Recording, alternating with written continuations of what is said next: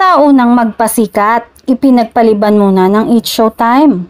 16th anniversary, tuloy pa rin sa mas makabuluhang paraan.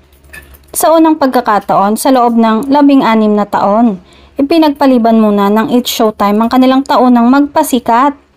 Ang pinaka-inaabang lingguhang kompetisyon ng mga host bilang bahagi ng kanilang anibersaryo selebrasyon.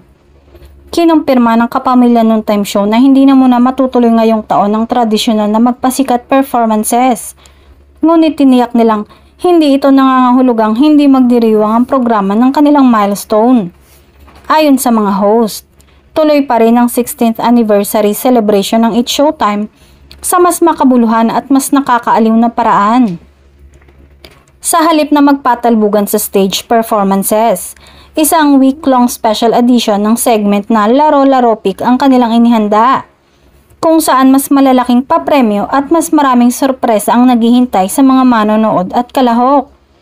Marami namang netizens at loyal madlang people ang nagpahayag ng suporta sa desisyon ng programa.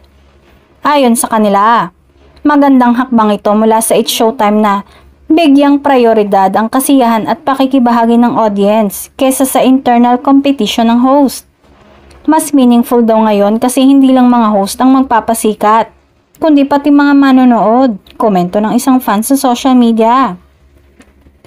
Ngayong taon, ipinapakita muli ng It's Showtime na higit pa sa entertainment, layunin nilang maghatid ng positive vibes, saya at inspirasyon sa bawat tahanan.